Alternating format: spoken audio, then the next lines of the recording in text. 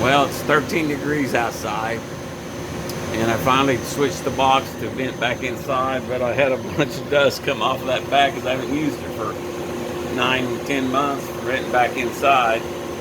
But at least it's not taking all my heat out of the garage, shooting it outside. So, and I put that on there for the laser, so saw this as no biggie. Got my fan up there collecting dust, need to clean the filter on that one. But anyway, so that's working good. It looks like I need to put me a new gasket on that thing, get one a little bit better fitting. But for the biggest part, it's just blowing it right back out through the filter. So, which dust deputy's getting most of it.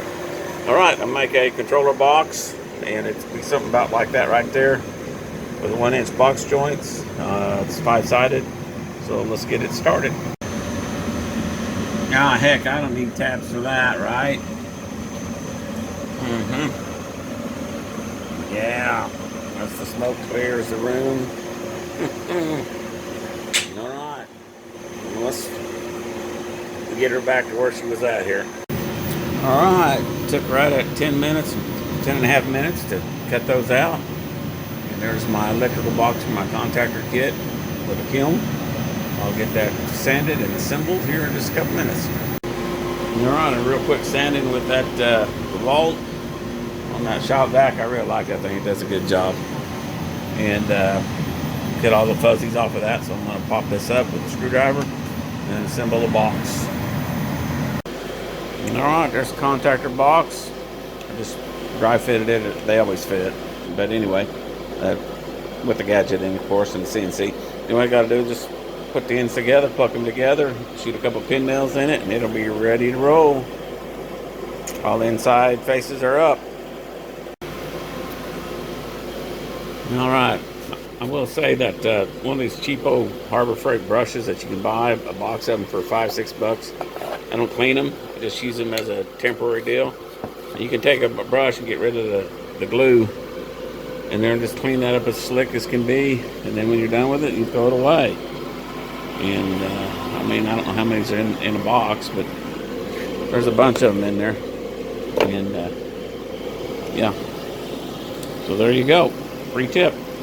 All right, I'm gonna use some Liquid Nails Extreme. I'm gonna glue these two panels on the outside of the non-foil back side of the foam, and glue it back on there. This is just a protection for me walking through there and banging it up on the outside. So, and I'm cutting in a door. It's 24 inches wide by probably 30 inches tall or so. And so there you go. Probably not 20, 30, probably, I don't know. We'll find out. All right, it's 32 inches tall by 24 inches wide. The door will be.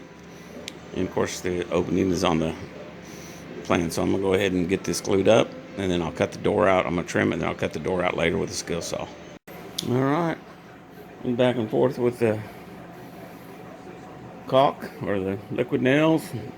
Give it a good swirl, and then clamp the edges. Got my stuff and just kind of made a zigzag in here about probably 5 inches channels, sticking back and forth. So hopefully that's going to stay on there. And I'll do the other side here in a little while when it glues up or dries. Got a little bit of goo there on the table there that I can be able to tell when it's sticky or not. And basically I use them little old 1x4s or 2x4s, whatever they are, plywood, and use that as a spacer to protect the bottom edge of the foil. And then I put one in there as just a spacer. I'm still looking for one of them. I thought there was another one around here somewhere. Anyway, so there we go. Working on it. A little 20-pound weights on it. And 20 pound or 20 pound. Kind of letting it all go equal. Trying to keep it as flat as I can.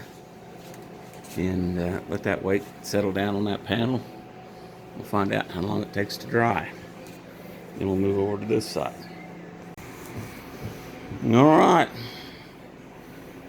She's glued on there.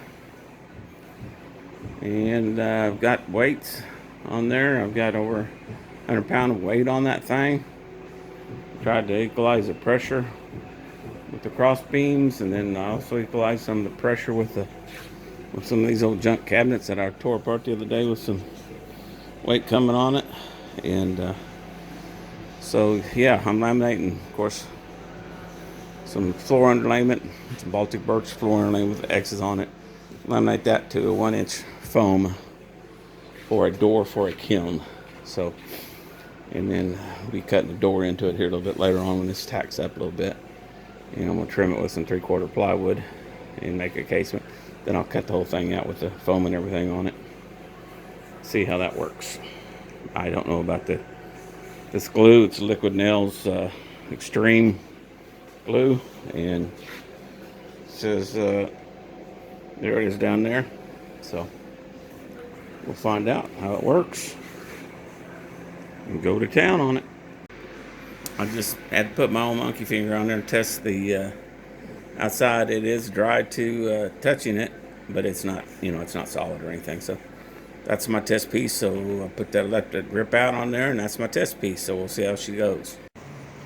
All right, thing's just about ready to kick over to 130, and that should be the magic numbers kicking that. So it just now hit 129, and I've just kind of been out checking on it, see what it's doing.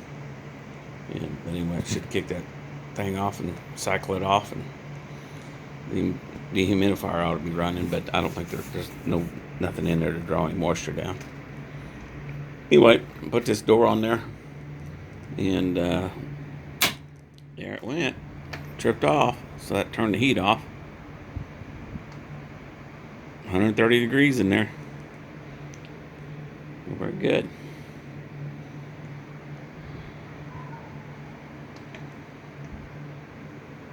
Anyway, so I was building this out here, and it's cold. Of course, look at the weather outside, and I'm inside the heat. It's like 13 degrees outside, so it's cold.